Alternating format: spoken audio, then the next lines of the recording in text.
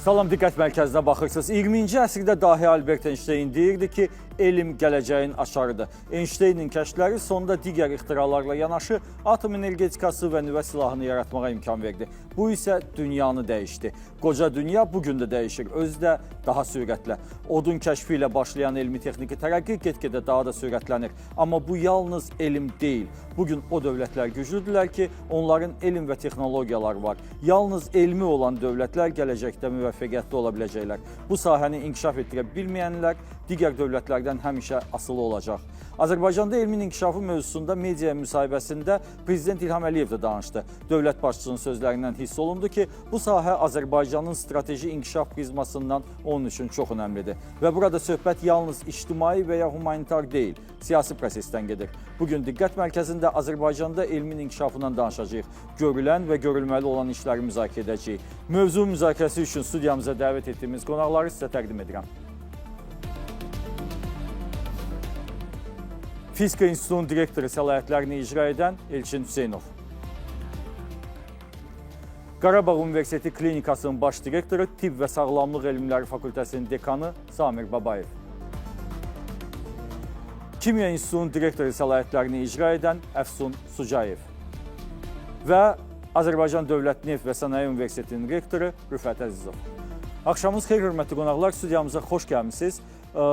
Biz bu müzakirə, bu verilişi təşkil eləməkdə məqsədimiz Azərbaycanda elmin inkişafı səviyyəsini və bunun gələcək perspektivlərini araşdırmaqdır və bu mövzunun müzakirəsinə bizə dövlət başçısının jurnalistlərə verdiyi müsahibədə elmin inkişafı ilə bağlı söylədiyi fikirlər səbəb oldu. Ona görə mən təklif edirəm ki, əvvəlcə müsahibədən həmin hissəyə baxaq və sonra müzakirələrə başlayaq. Dəfələrlə mən bunu demişəm, bir də deyirəm, tam şuurlu şəkildə inkişaf etmiş ölkələrin inkişafı ancaq zəka, ağıl, təhsil, elmlə bağlıdır. Neftlə, qazla yox. Baxın, neftlə, qazla zəngin olan ölkələrin vəziyyətinə və inkişaf etmiş ölkələrin. Bəli, neftlə, qazla zəngin olan ölkələr arasında uğurlu ölkələr var. Çox deyil, amma var. Onların texnologiyaları hardan gəlir? Onlar özləri mi onları icad edir? Yox. O gəlir beyin mərkəzlərindən, texnoloji mərkəzlərdən. O da nəyə bağlıdır? Təhsilə, elmə. Sadə məsələdir, amma biz fəal işləməliyik bu istiqamətdə. Bu, dövlətin niyyətidir, dövlətin siyasətidir. Təhsilin keyfiyyətinin artırılması, müəllimlərin sosial təminatı və peşəkarlığının artırılması, test sistemi və s. Bütün bu faktorlar bir məqsədi güdür ki, cəmiyyət savadlı olsun və bilikli. Ancaq o halda biz uzun müddətli inkişafa nail ola bilərik. Yox, onda neftimiz, qazımız qutarandan sonra biz çox ağır vəziyyətə düşə bilərik. Amma biz indi öz xalqımızın, dövlətimizin gələcəyini 10 illiklər, 100 illiklər bundan sonra görməyə çalışmalıyıq. Ona görə bu sahə həddindən artıq vacib sahədir. Və ümid edirəm ki, aparılan islahatlar yaxşı nəticələrə gətirib çıxaracaq.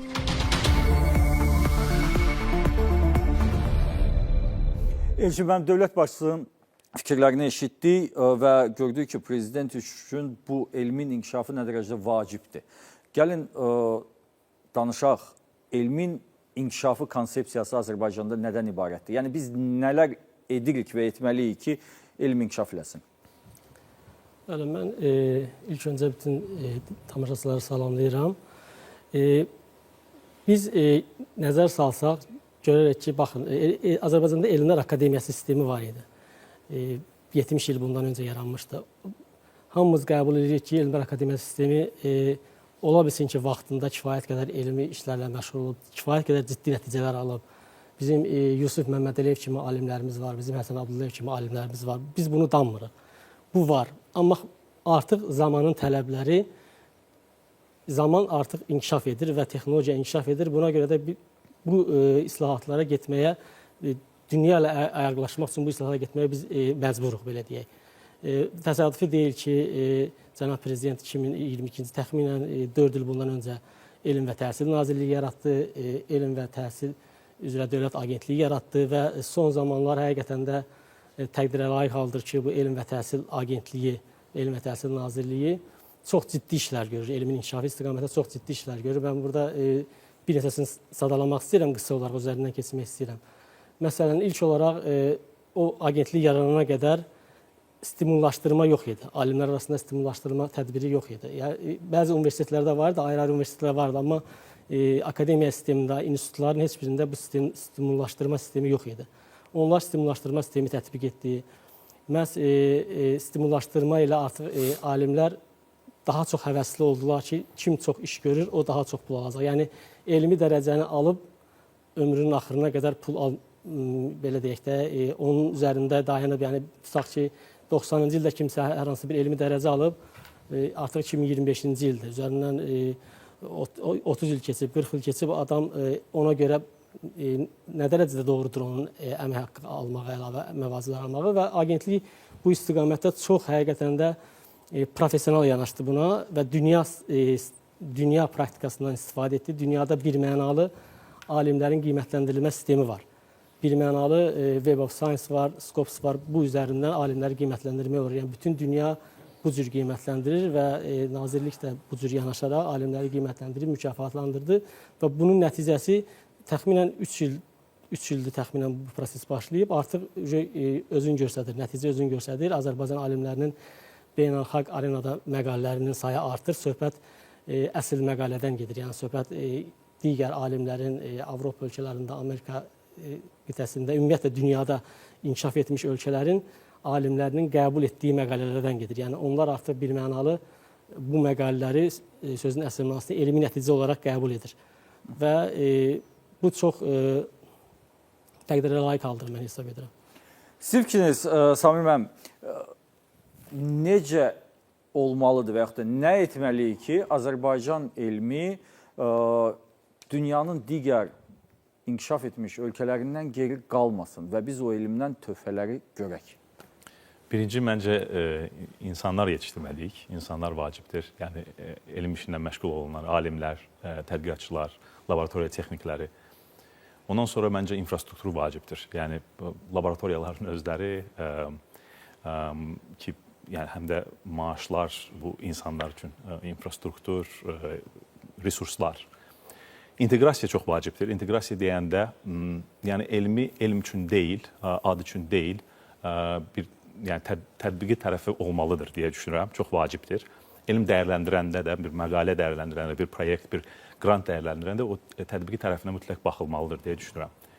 O mənada inteqrasiya, yəni dövlət, sənaye, yəni bizim ixtisasda klinika deyək və tədqiqatçı bir masada oturub, yəni bunu danışmalıdırlar, koordinasiya eləməlidirlər ki, elm, belə deyək, tədbiqi elm inkişaf etsin. Əsas unsurlar bunlardır deyə düşünürəm. Yəni bunları biz yarada bilsək, onda bizim elmimiz də xeyli qabağa gedəcək. Buyurun, sizin fikriniz, Azərbaycanda komponenti burada təhsil tərəfi də çox vacibdir ki, çünki təhsil olmalıdır ki, o təhsildə keyfiyyətli insanlar yetişsin, sonradan onlar elmi kadrlara çevrilsinlər. Bu sahədə də çox ciddi addımlar atılıb. Cənab Prezident də vurğuladı ki, 10 yeni ali məktəb açılıb. Hal-hazırda ölkədə 6 ikili diplom proqramları var. Dünyanın ən yaxşı universitetləri ilə. Onların ikisi də məsəl üçün Azərbaycan Dövlət Neft Sənayesindədir və biz həqiqətən də o proqramların keyfiyyətini görə bilirik. Sabah proqramları artıq neçə ildir dövlət tərəfindən maliyyələşdirilir. İkili diplom, sabah proqramları, akkreditasiyadan keçmiş beynəlxalq proqramlar, bunlar demək olar ki, bizim universitetlərin ən yaxşı məhsullarıdır və bu proqramları bitirən bizim gənclərimiz demək olar ki, dünyanın istənilən universitetinin məzunu ilə daha rəqabətli ola bilirlər. Xaricdə təhsil proqramları, məsəl üçün 2022-2028-ci il artıq 1800-ə yaxın gənc göndərilib, əsasən magistratura səviyyəsində, müəyyən qədər bakalavr, doktorantura səviyyəsində. 2019-23 dövlət proqramı çərçivəsində PhD, yəni doktorantura təhsili almaq üçün 284 nəfər xarici ən yaxşı xarici universitetlərə göndərir. Artıq onlar geri dönməyə başlayıblar. Artıq məsəl üçün Azərbaycan Dövlət Neft Sənaye Universitetində geri gələn bütün doktorantura, xarici təhsil almış doktorantlara biz yüksək səviyyəli, yüksək maaşlı işlər təklif edirik. Burada vacib komponentlərdən biri də odur ki, bayaq da vurğulandı, dövlət tərəfindən resurslar da verilir. Təkcə alimlərin maliyyələşdirilməsi deyil. Məsəl üçün, biz qabaqlar deyirdik ki, beynəlxalq elm-metrik bazalara çıxışımız yoxdur. Artıq istər Scopus, Web of Science, ProQuest Central, Cambridge University Press-ə nazirlik tərəfindən bütün universitet və elmi tədqiqat institutları üçün bir növ akseslər açılıb. 2025-ci ildə artıq vurğulandı, 300-ə yaxın tədqiqatçı nəticə əsaslı mükafatlandırılıb. Yəni, nəticələr ölçülür və mükafatlar verilir. Artıq mükafatlar şəxsi mülahizələr və yaxud da başqa məsələlər üzərindən verilmir. Artıq mükafatlar nəticə əsaslı beynəlxalq meyarlara uyğun verilir. Scopus bazasında, eləcə də Web of Science-da elm-metrik göstəricilərimizin artımı ilə bağlı artıq qeyd etdim. Yenə də Elm Ali Təhsil Dövlət Agentliyi tərəfindən təlimlər keçirilir. Ola bilsin ki, bizim yaxşı alimlərimiz var, amma elmi nəşrlərlə bağlı, onların yazılması ilə bağlı, layihə yazılması ilə bağlı, qrant yazılması ilə bağlı bilik bacarıqları o qədər yoxdur. Hətta bu istiqamətdə də dövlət tərəfindən, məsəl üçün, Scopus süni intellekt alətindən necə istifadə olmalıdır və s. ilə bağlı çox ciddi tədbirlər görülür. Universitetlərdə elmi jurnallar maliyyələşdirilir. Bugünkü gündə 8 elmi jurnalımız dövlət tərəfindən dəstəklənir ki, onlar lazımi o elm-metrik bazalara daxil olsunlar. Və sonunda bir məqamı vurğulayım ki, bunu biraz elm təhsilinin inteqrasiyasını görürük, amma müəyyən qədər burada sənaye hələ ki kənarda qalmış olur. Bizim göstəricilər göstərir ki,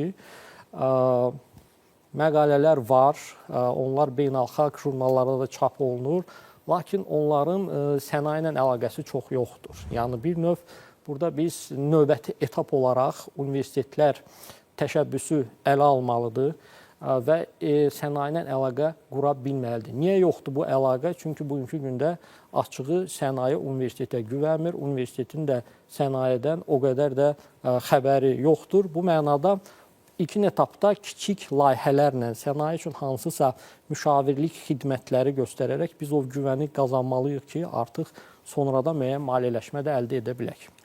Təşəkkür edirəm. Bir qədər tənqidi yanaşacağım, amma mən biləni elmdə tənqidi yanaşma ancaq müsbət qarşılanır. İnkişaf aparır. Rüfət müəllim, Rüfət müəllim söylədi. Mən elmlə bağlı açığı siyasət tərəfinə baxıram daha çox. Məsələn, mən görürəm dünyanın aparıcı ölkələrini sürətlə, misal üçün, dron texnologiyalarından istifadə edirlər. Hər yarım ildən bir artıq yeni bir dron çıxır. Mən baxıram digər istiqamətlərə, süni intellektə və sadəcə olaraq heyran oluram ki, görün dünyada nələr baş verir. Mən baxıram digər sahələrə, həmin kimya sənayəsinə, fizikaya, elektroenergetikaya və s. və s. Mən o günləri şokdaydım sadəcə. Çində bir zavod açıblar, tekstil zavodudur. Zavodda bir nəfər də adam işləmir. Ancaq robotlar işləyir, robototexnikadır və 7-24 işləyir. İndi mənim sualım sizədir. Məsələn, tip sahəsi üzrə. Baxırsan, xarici ölkələrdə Türkiyənin özünün bir böyük bir universitetinin mütləq bir xəstəxanası var, o təcrübə keçirlər və s. və s. Azərbaycan ali məktəbləri, Rüfət mənim dediyi kimi, bu yükü öz üzərinə qəbul etməyə hazırdırlarmı? Sənaye baxacaq, deyəcək ki, siz neyinirsiniz ki, mən sizə hələ grant da verim və s. və ilaxır. Sənaye biznesdir. Hazırdır ali məktəblər bu yükü üzərinə götürməyə? Məncə, bugün hazır olan məktəblər var, amma məsələ ondan başlayaq ki, siz Türkiyədən danışdınız.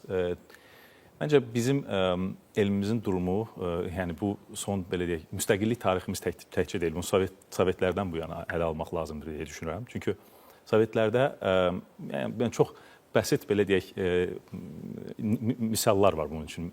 Məsəl üçün, Sovetlər Birliyi çökəndən sonra bizim elm adamları, Sovetlərdən çıxan elm adamları, hansı elm adamları tələb olundu Qərbdə? Qərbdə tələb olunan fizikaçılar oldu, Qərbdə tələbə olunan riyaziyyatçılar oldu, Qərbdə tələbə olan bəzi kimyaçılar oldu. Amma tibb adamı çox da belə deyək də səhiyyə işçisi ya da səhiyyə alimi o qədər də tələb olunmadır. Məsələ nədir orada? Məsələ odur ki, elə Sovet zamanında belə bizim sahəyə, məsəl üçün səhiyyə sahəsinə o qədər də diqqət ayrılmırdır. O diqqət ayrılmadığı üçün, yəni lazımlı səviyyədə. Ona görə bizim yəni başlanğıc nöqtəmiz də elə də yüksək deyildir. Amma yaxşı tərəfi odur ki, o dəyişir, fərqləşir.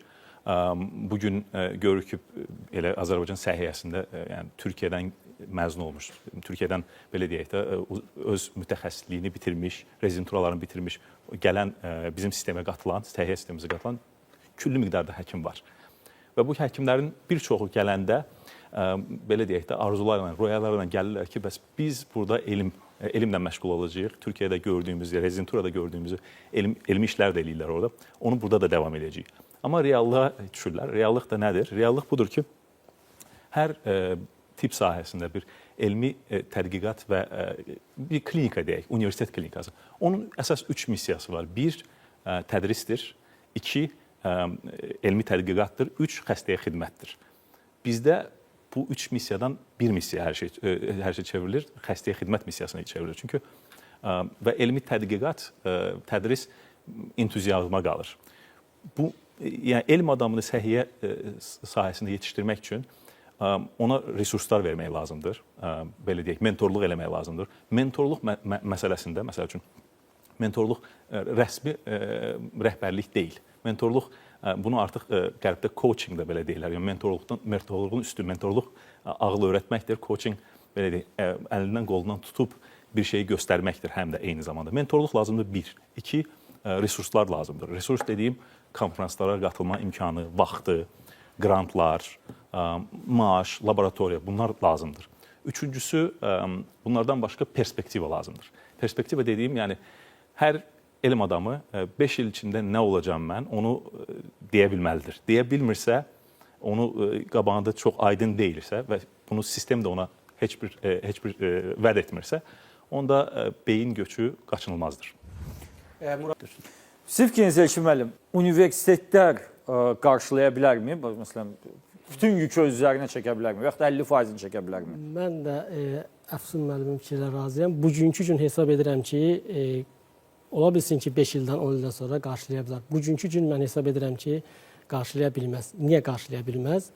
Çünki bugünkü gün bizim universitetlərdə çalışan müəllimlərin tutaq ki, 500 saat, 600 saat dərs saatı varsa, mən tədqiqatçı müəllimləri çıxmaq şərtləndirirəm. Son zamanlar bu istiqamətdə işlər görülür. Onun tədqiqat aparmağa vaxtı yoxdur. Misal üçün, bir nümunə çəkmək istəyirəm. Mən Belçikada Gent Universitetində işləmişəm, tədqiqat aparmışam Gent Universitetinin laboratoriyasında. Orada professorun 50 saat dərsi olur. Tutaq ki, 50 saat, 30 saat və s. dərsi olur, amma tam pul alır. Tam əmək haqqı tamdır. O məsləhətçi professor olur. Məsləhətçi professor kimi olur. Bizdə də o sistem formalaşır. Bildiyim qədər bəzi universitetlər hətta desən Neft Akademiyasında formalaşır. Bu sistem formalaşır bizdə də.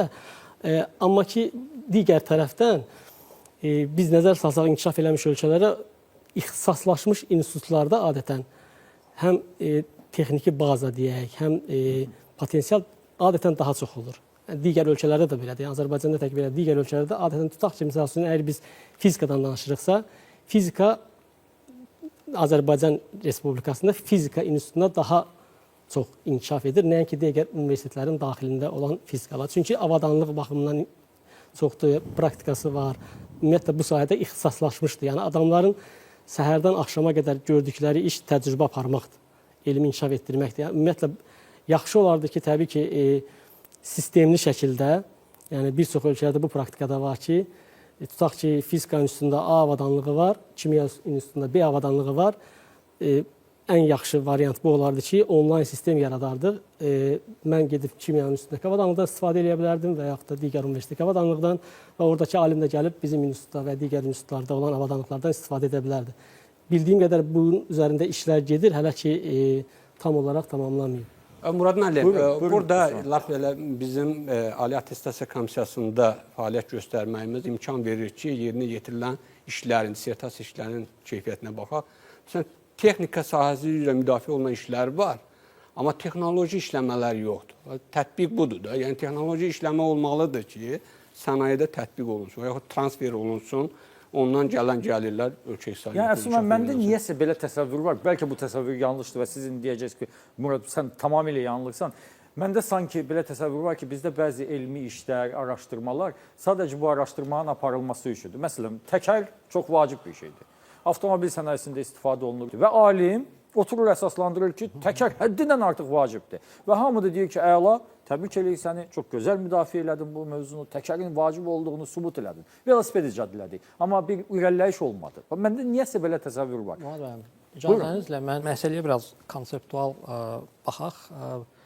Bizim müəyyən bir, bayaq da qeyd etdik, elm təhsil tariximiz olub və müəyyən məsələlərə yanaşmamız olub da. İqtisadiyyatın özü də tamamilə başqa cür olub. Həmin dövrdə, Sovet dövründə mövcud olan zavodların həcmi də başqa cür olub. Orada tələb olunan elmə tamamilə başqadır. Amma bu hamısı dəyişib. Dəyişib, amma müəyyən qədər bizim elmi təfəkkürümüz dəyişməyib. Biz hələ də danışırıq ki, sənaye bizə sifariş verməlidir. Sənaye bizə sifariş verməyəcək. Sənayedən biz sifarişi almalıyıq, ala bilməliyik. Yəni o potensialda olmalıyıq ki, onu ala bilək. Sənayeni təkcə biz texniki olaraq yox, iqtisadi olaraq, bütün onun təchizat zənciri olaraq, bütün onun sistemi olaraq çox yaxşı başa düşə bilməliyik. Məsəl üçün, müqayisəli analiz aparsaq, ölkələrin çoxunda, tutaq ki, Çində eksperimental tədqiqatlar, sırf sənayedən gələn tədqiqatlar 81% təşkil edir. Yəni 81% tədqiqatlar eksperimentaldır və bunu sənaye maliyyələşdirir. Tutaq ki, bu digər ölkələrdə, Amerikada tutaq ki, 67%-dir, İngiltərədə bu 65%, amma hardasa bu rəqəm 60-dan yuxarıdır. Bütün hallarda 60-dan yuxarıdır.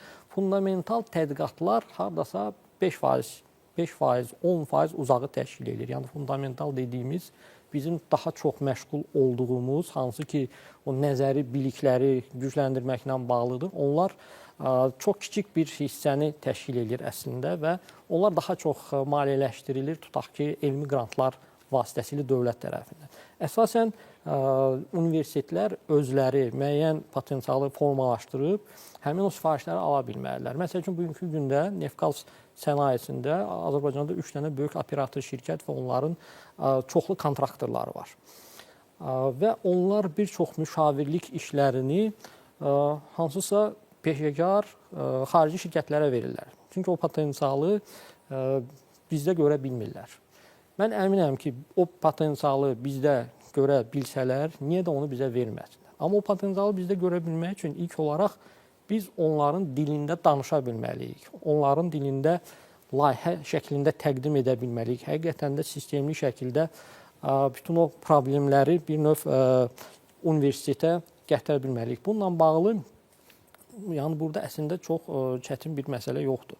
Əgər hansısa şirkət bunu edə bilirsə, universitet bunu çox daha rahat edə bilər. Burada əsas bizim problemimiz daha çox kadrlarla bağlıdır və universitetlər düşünürəm ki, ilkin etapda belə deyək, müəyyən qədər vəsait xərcləyib, bir növ biz buna bir startap kimi baxmalıyıq ki, universitetlər vəsait xərcləyir, öz potensiallarını artırırlar, sonra da həmin mütəxəssislər sənayedən o sifarişləri gətirirlər.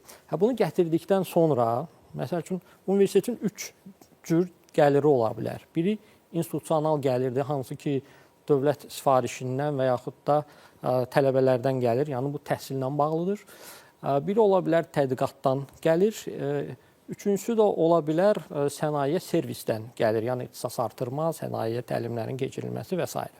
Bugünkü gündə bizdə yalnız biri var, institusional gəlirdir. Bu institusional gəlirdə verilir tələbələrə dərs keçmək üçün. Tələbələrə dərs keçmək üçün verildiyi üçün də müəllimlər tədrislə məşğuldurlar.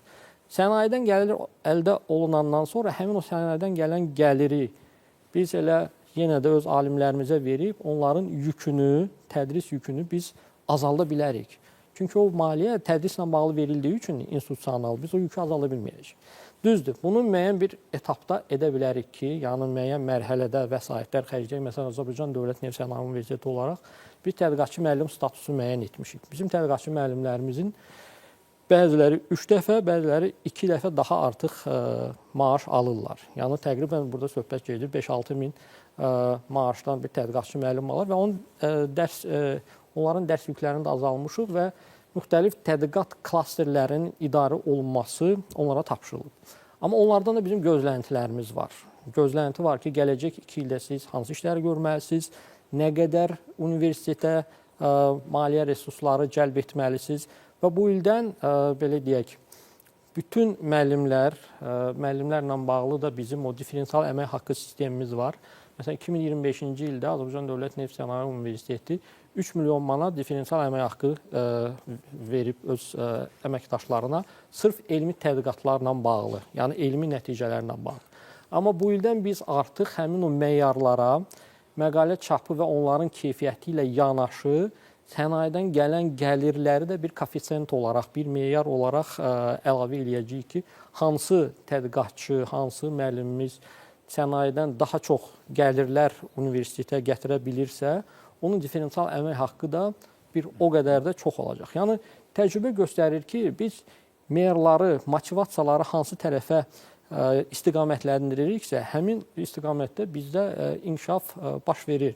Bayaq sadaladığım o məqalə saylarının son belə deyək 2 ildə Scopus bazasında 3 dəfə artması, onların keyfiyyətinin artması həmin o təşviqlərin nəticəsində olub.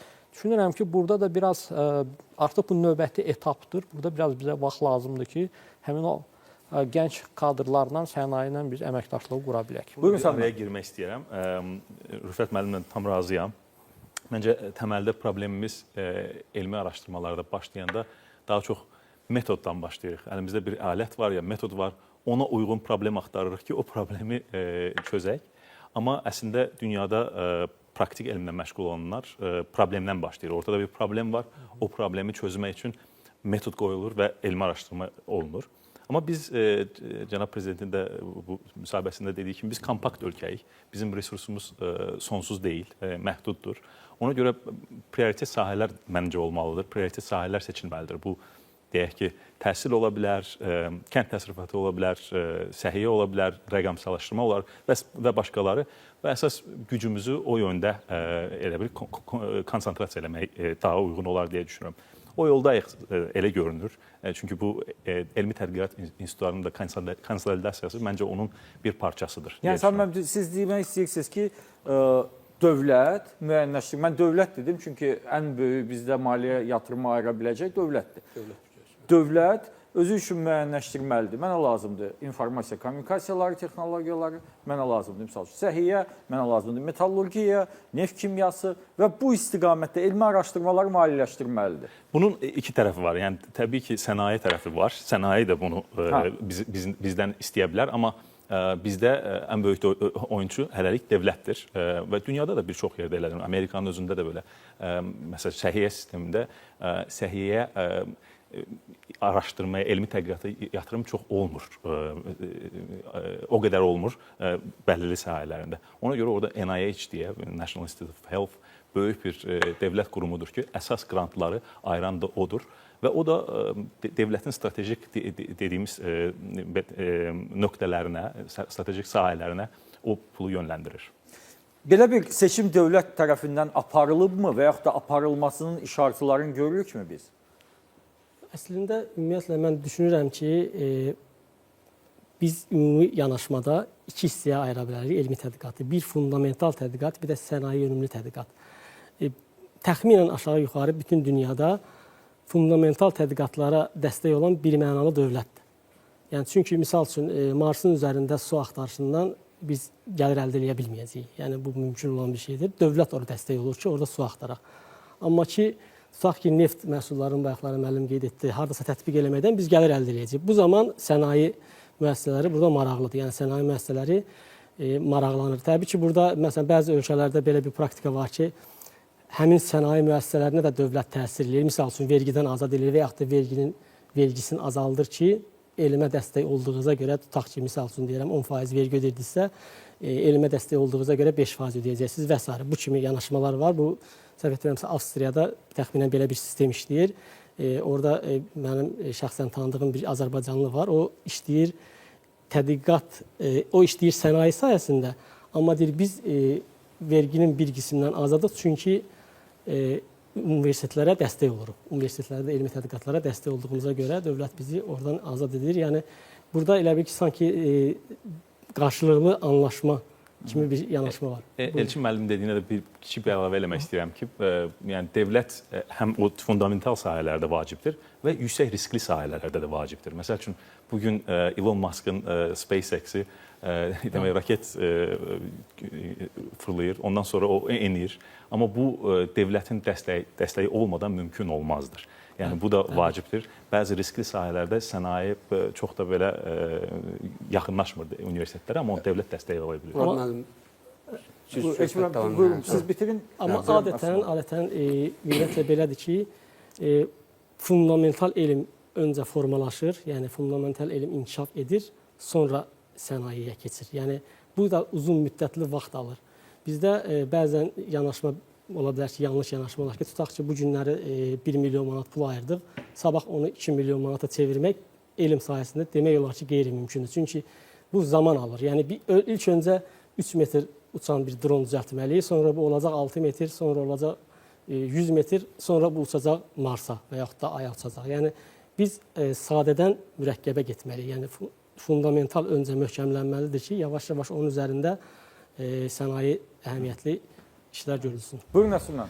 Murad müəllim, burada sanki yəni müşahidələr göstərir ki, dövlət elm təmsilçisi kimi alim və sənaye sahələri də belə deyə konkret o iqtisadi sektorda arasında bir etimadsızlıq münasibəti var. Nədir məsələ? Yəni qarşılıqlı inam məsələsi var da. Yəni bu sifariş, bu iş stratejidir və yaxud da ümumi məqsədlidir. Bunu Azərbaycan alimi universitetdə və elmi tədqiqat müəssisəsində yerinə yetirib yüksək səviyyədə o tələbata uyğun olacaq, olmayacaq. Və bu məsələdə indiyə qədər olan o uyğunsuzluğu aradan qaldırmaq məsələsi var. Mən düşünürəm ki, Elm Təhsil Nazirliyi bunun üzərində də işləyir. Bu gün ayrı-ayrı elmi tədqiqat institutları, indi biz elmi tədqiqat institutlarının təmsilçisi deyə nümunələri daha çox onların üzərində yönəldirik. Ayrı-ayrı elmi tədqiqat institutları olsun ki, dövlətin və yaxud da sənaye sahalarının, ayrı-ayrı özəl sənaye sahalarının o məqsədli məhsulların yaratma iqtidarındadır, gücündədir. Sadəcə biraz tədqiqat mühitin o beynəlxalq səviyyəyə çatdırmaq üçün ardıcıl işlər görmək lazımdır. Əgər bir halda ki, biz o, yenə deyirəm, istifadə olunan o məhsulların, hansı ki, o sənaye sahaları onu xaricdən əldə edir, onu daha keyfiyyətlə yarada bilən Azərbaycan alimi və elmi tədqiqat institutu var. Amma demək, burada o bir vasitəçi olmalıdır, etibarlı vasitəçi.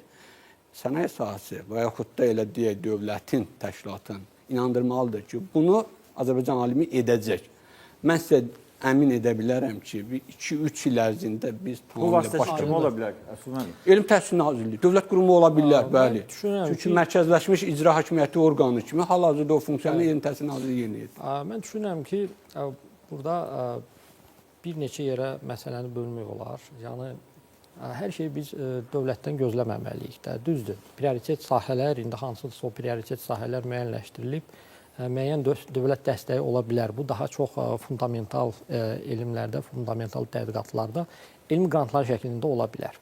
Amma biz bir dəfəli başa düşməliyik ki, bizim etdiyimiz tədqiqat işinə bazarda ehtiyac olmalıdır. Bu da iki cür ola bilər. Bir, hansısa bir proses gedir, tutaq ki, bu istehsal prosesidir və yaxud da səhiyyə sahəsində bir prosesdir, bir alətdir. Onun yaxşılaşdırılması, daha səmərəli olması ilə bağlı müəyyən eksperimental tədqiqatlar ola bilər. Əgər biz bunu edəcəyiksə, onsuz da bunun maliyyələşməsini sənaye təmin edəcək. Çünki buna ehtiyac var. Burada bizim problemimiz hal-hazırda odur ki, sənaye bilmir ki, biz bunu edə bilirik, edə bilmir. Ümumiyyətlə güvənmir. Güvən məsələsi var. Burada bir neçə yaxşı nümunə edib göstərmək lazımdır. Yəni, adam bir işi yaxşı görəndə həmin o işdən sonra 3-4 dənə də istəyirlər. Yəni, biz yaxşı nümunələr göstərə bilsək ki, hansısa kiçik layihəni özümüz etdik, sənaye onu getdikcə vəsait arayacaq. Yəni, burada Elm Təhsil Nazirliyi bizim yerimizə gəlib o əlaqəni qurmamalıdır. Biz özümüz getməliyik, sənayeni analiz etməliyik və s. İkinci istiqamət isə olmayan məhsullar üzərində işləmək. Yəni, birinci olanı səmərələşdirməkdirsə, ikinci olmayan tətbiqi məhsulları bir növ araşdırmaqdır. Bu daha çox məsələnin innovasiya tərəfidir. Biz bugünkü gündə məsəl üçün çox danışırıq innovasiyaların inkişafı və s. Amma bir çox innovasiya ilə bağlı tədbirlərdə, belə deyək ki, təşəbbüslərdə biz elmi tədqiqat institutlarının iştirakçı olaraq görə bilmirik. Yəni bir növ bizdə innovasiya və elm biraz bir-birindən ayrı düşmüş kimi görsənir.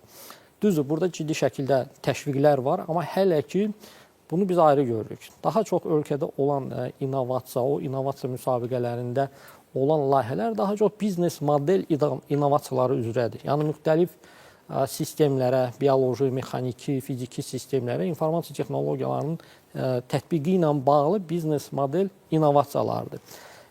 Elm əsaslı biz innovasiyaları görə bilmirik. Bu nə deməkdir?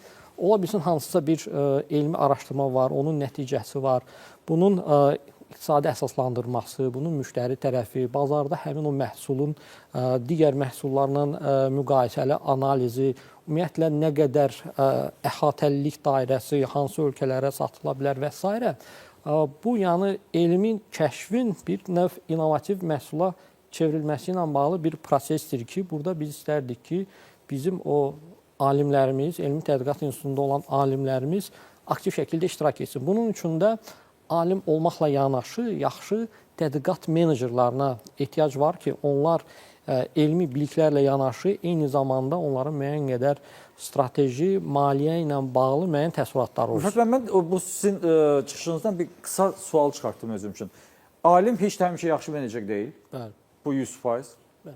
Alimin işi də menecerlik deyil. Alim ümumiyyətlə əksər hallarda menecerliyi bacarmır. Universitetlərdə deyim ki, belə menecment, məhsulun satılması yox. Yəni bu universitetin sözün kökündə sanki Azərbaycanda yoxdur. Bu belədir, təhsil. Müəllimin biz bir müəllim obrazı var da, bu da ona uyğun deyil. Bəlkə hansısa bir az əvvəl Elçin müəllim səhv eləmisiniz. Bəlkə hamısı bir onlayn sistem yaransın. Hər bir alim, hər bir tədqiqat institutu girsin, oraya yazsın ki, tutan ki, mən filan məhsulu daha effektiv istehsal etməyə kömək edə biləcək nəsə hazırlaya bilərəm. Başqa birisi yazsın və belə bir qiymətləndirmə aparsın. Təbii ki, mən çox primitiv formada deyirəm, amma yəqin ki, bunun hansısa bir effektiv yollarını tapmaq olar. Ki, bir növ koordinasiya olsun, əlaqəlilik olsun. Biz, məsəl üçün, ümumiyyətlə, nə isə başlamalıyıq. Hansısa proses başlamalıdır. Məsəl üçün, biz Azərbaycan Dövlət Neft Sənaye Universitetində bu yaxınlarda daxili qrant elan etdik. Yəni, universitet özü tədqiqatları maliyyələşdirir və bu ona gətirib çıxartdı ki, ayrı-ayrı bizim müəllimlərimiz, tədqiqatçılarımız qruplar şəklində ümumiyyətlə başladılar layihə yazmağa. Bu özü böyük bir proses idi ki, bir qrant layihəsi necə yazılır, onun məsəl üçün maliyyə tərəfi necə işlənilir. Yəni o qədər o proses getdi ki, heç olmasa birinci etapda bunu müəyyən qədər öyrənmiş olduq və artıq o kiçik də olsa qrantlar müəyyən bir prosesə start verdi. Həmin o elmi tədqiqatları yerinə yetirmək üçün onsuz da onlar başqa universitetlərlə, sənaye ilə məcbur olacaqlar əməkdaşlıq etməyə. Yəni burada kiçik müəyyən təşəbbüslərə ehtiyac var ki, o proses bir növ geçsin. Məsələn, o menecerlar məsələsinə gələndə Elm Ali Təhsil Dövlət Agentliyi tərəfindən elmdə müxtəlif resursların istifadəsi ilə bağlı, layihələrlə bağlı çoxlu təlimlər əslində keçirilir. Bu illəri 2005-ci ildə, 25-ci ildə statistikaya görə 5000 nəfər tədqiqatçı həmin o təlimlərdə iştirak edib. Resurs da verilir, təlim də keçirilir, təşviq də var. Yəni bununla bağlı bütün resurslar var. Düşünürəm ki, qısa zamanda biz növbəti etapda artıq görəcəyik. Yəni sənaye ilə əməkdaşlığı da görəcəyik. Buna müəyyən qədər vaxt var. Murad müəllim, mən elə hesab edirəm ki, siz düzgün vurguladınız. Alimin yeri tədqiqat müəssisəsidir, laboratoriyadır. O sadəcə yüksək səviyyədə onu yerinə yetirməlidir. İstənilən halda biz demirik ki, bütün işi dövlət və yaxud da onun mərkəzi icra hakimiyyəti orqanı kimi Elm Təhsil Nazirliyi yerinə yetirmir. Elm Təhsil Nazirliyi elə bu pərakəndəliyi aradan qaldırmaq üçün bu struktur islahatlara başlayıb və onların konkret hədəfləri var bu istiqamətdə. Məsələn, mərkəzləşmiş laboratoriyalar yaratmaq bir hədəf müəyyənləşib. Yəni, ölkədə mövcud olan elmi tədqiqat institutları olsun, universitetlərdə olan o potensialı müəyyənləşdirir. Harda, hansı işlər yerinə yetirilir. Və onları sizin qeyd elədiyiniz kimi bir onlayn bir sistem yaradıb. Bütün universitetdə və elmi tədqiqat institutunda o tədqiqatı aparan alim artıq o mərkəzləşmiş qaydada onlayn sistemlə biləcək ki, hansı alim harda, hansı analizləri aparır və yaxud hansı tədqiqatları aparır, nəticələri nədir, bunlardan istifadə edib etməmək məsələsi. Eləcə də sənaye tərəfi də onunla əlaqələndiriləcək. O da məlumatlı olacaq ki, Azərbaycan aliminin bu apardığı tədqiqatların nəticəsi nədən ibarətdir və ya ona ehtiyac varsa müraciət edə bilər. Amma istənilən halda strateji, məqsədli işlər var ki, elmi işlər, onları dövlətin sifarişi ola bilər. Sənayenin sifarişi olmalıdır, bu birmənalıdır və istənilən halda onu daha, yenə deyirəm, Azərbaycan aliminin yerinə yetirə biləcəyi inamını yaradan bir vasitəçiyə ehtiyac var. Məncə bu strateji o hədəflərdə onlar konkret müəyyənləşib və o məqsədlərə çatma istiqamətində. Samim müəllim, az əvvəl siz çox maraqlı bir fikir söylədiniz. Əslində bizim müzakirə etdiyimiz bütün bu sistem insan olmadan işləyə bilməyəcək. Elmi irəli aparan alimdir. Məsələn, Einstein olmasaydı fizikada irəliləyiş olmayacaqdı, Bohr olmasaydı və s. və ilə axır. Yəni insan, zəka. O zəkanı da yetişdirmək lazımdır. Bəli. Yəni bu bir elm adamıdır, bu bir fitri istedaddır. Bizdə o zəkanın yetişib elmə getməsi üçün şərait varmı? Mənim bir tanışım var, yaxşı da oxuyub, magistraturanı bitirib, aspiranturaya daxil olmaq istəyirdi ki, elmlə məşğul olmaq deyir, elm öyrənəcəm. Buna deyiblər ki, sən ayda 320 manat pul verəcəyik sənə, amma sən bütün işlərdən çıxmalısan, gəlib oturmalısan institutda, aspirantura, aspirant işi yazmalısan. Bu da deyib ki, 320 manatı mən aspirant işini yazıb qutarana kimi pul mənə yetməyəcək və çıxıb gedib indi kommersiya sahəsində çalışır. Bax, bunu aradan qaldırmaq üçün nə etmək lazımdır? Bəli, yəni elə mümkün deyil, siz dediyiniz kimi, o şərtlər də mümkün deyil. Əvvəldə, söhbətimizin əvvəlində dediyim kimi, bu məsələdə resurslar lazımdır. Yəni, doğru vaxt ayırmaq lazımdır insana ki, insan elmlə məşğul ola bilsin, resurs vermək lazımdır. Resurs dediyim həm maddi mənada, amma maddidən başqa da laboratoriyalardır, konferanslardır, başqa elm adamlarıyla danışa bilmək, onlarla görüşə bilmək, sahəsini görmək. Mən bayaq biz menecerlikdən danışdıq. Müasir elm ən azından səhiyyə üçün deyə bilərəm, menecerlikdən keçir. Elm adamı menecerliyi bacarmalıdır. Nə mənada? Çünki tək başına elm edən, elmlə məşğul olan artıq bizim sahədə ən azından qalmadı. Mümkün deyil. Bəlkə Newtonun vaxtında oturub ya da bir Einstein zamanında patentləri oxuyaraq nə isə teoretik, çox fundamental bir elm haqqında bir fikir söyləyə bilərsiniz və məqalə çıxarda bilərsiniz. Bugün tibb sahəsində bunu edə bilməzsiniz. Tibb sahəsi böyük qrupların bir arada işləməyi ilə keçir. Bu mənada qiymətləndirməyə də qayıtsaq, qiymətləndirmədə nəinki kəmiyyət, nəinki də keyfiyyət, yəni bunun tətbiq olunması, olmaması, həm də qoyulan qrantlarda multisentr, yəni müxtəlif mərkəzlər bir arada gəlsə, bu qrantın belə deyək, həyata keçmə ehtimalı, udulması ehtimalı daha yüksək olur. Çünki gerçək elm, indiki elm çox kompleksdir. Çox insanların bir arada gəlməsini istəyir, multidisiplinarlıq istəyir. Bizim məsəl üçün Qarabağ Universiteti Tibb və Sağlamlıq Elmləri Fakültəsində 80 nəfərlik təzə başlamış bir fakültədir, amma 80 nəfərin içində artıq bizim biostatistika, tam zamanlı biostatistika bir mütəxəssisimiz var. Bunun da məqsədi orada nədir? Elmi, yəni deyirəm, ayrı-ayrı da bir həkim ya da tibb bacısı, tibb qardaşı edə bilməz. Bir yerdə bir araya gələrək, bir tərəfdən bizim mühəndisimiz, o bir tərəfdən biostatistika mütəxəssisimiz, həkimimiz, tibb bacımız ancaq onda bugünkü elm mümkün olur. Bizim proqramımızın sonuna yaxınlaşırıq. Mən anlayıram ki, bu bir proqramın işi deyil bu araşdırma aparmaq. Çünki biz danışdıqca yeni mövzular çıxır, yeni təşəbbüslər yaranır.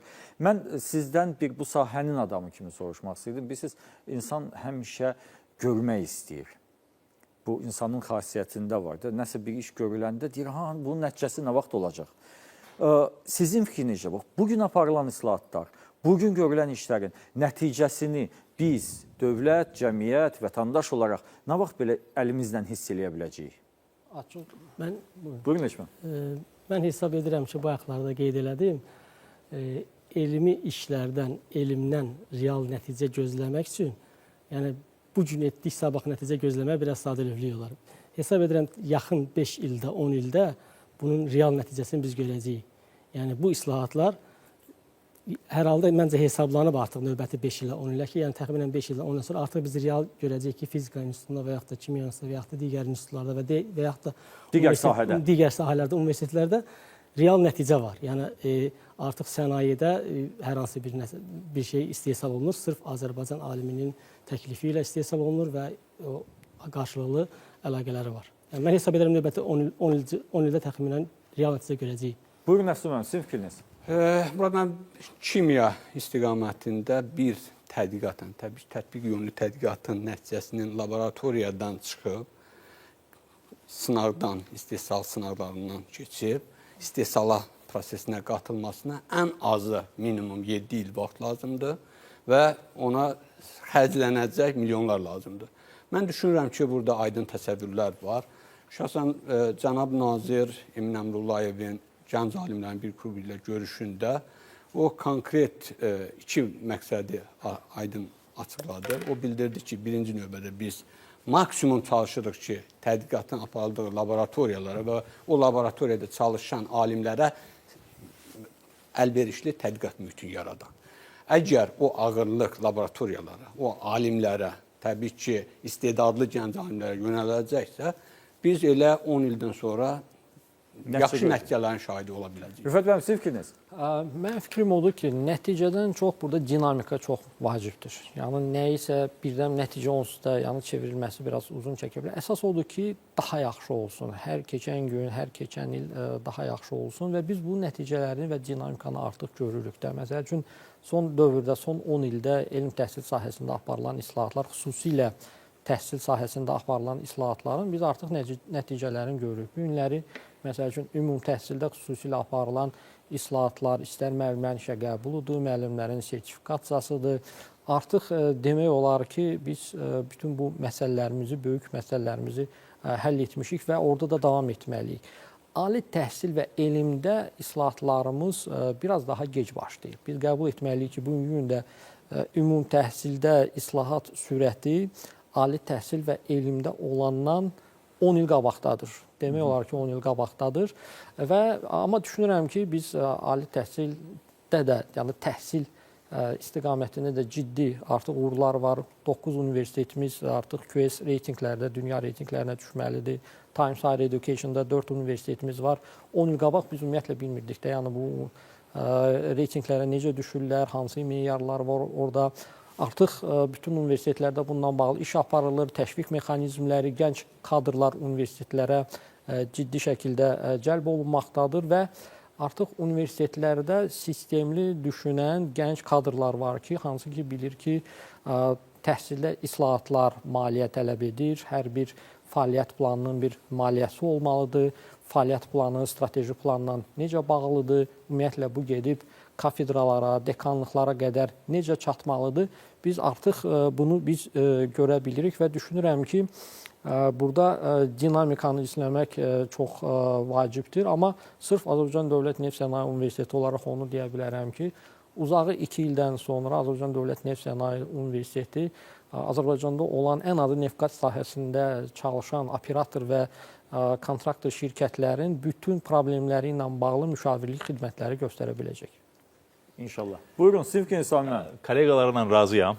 Yəni elmin klassik nəticələri desək, uzun perspektivdə bizim sahədə yeni dərman kəşfinin Azərbaycanda olması biraz vaxt alacaq deyə düşünürəm. Amma dinamika və proses çox vacibdir. Qısa perspektivada nə fərq yarada bilərik? Bizim bir sahədə mütəxəssis olmaq üçün, yəni ingiliscəsində belə deyirlər, see one, do one, teach one. Yəni bir dəfə gör, bir dəfə et, bir dəfə də öyrət. Onun da üstünə 4-cü bir səviyyə onun elmi tədqiqatını edir. Elmi tədqiqat işində olanda insan mütəxəssis daha yaxşı öyrənir, daha yüksək səviyyələrlə çıxır deyə düşünürəm və bu vacibdir. Bizim də görə biləcəyimiz qısa dövrdə nəticələr nədir? Beyin göçünün azalmasıdır. Yəni bizim gənclərin Azərbaycanda qalması. Çünki nəticələr uzun vadədə nəticələr çıxacaq, amma qısa perspektivada gənclərimizin elmlə maraqlanması, elmi sistemə girməsi, tədqiqat institutunun bir parçası olması, belə deyək də kosmonavt ya da polis işçisi yerinə mən elm adamı olmaq istəyirəm deməsidir. Hörmətli qonaqlar, studiyamıza gəldiyinizə görə təşəkkür edirəm. Proqramımıza ayrılan vaxt başa çatdı. Bu elm mövzusu elə bir mövzudur ki, bunu saatlarla müzakirə etmək olar və yenə də hələ ki nəticələrə, yenilənməyə yer və imkanlar qalacaq. Mən öz adımdan o demək istəyirəm ki, mənə elə gəlir ki, Azərbaycanda elmin populyarlaşdırılmasına ciddi ehtiyac var. Elm adamı, zəka adamı dəyərli və cəmiyyətdə tanınan olmalıdır. Bu baş verəndə bir mənalı olaraq deyə biləcəyik ki, Azərbaycanda elm sahəsində xeyli inkişaf var. Hörmətli tamaşaçılar, bizə baxdığınıza görə təşəkkür edirəm. Gecəniz xeyrə qalsın.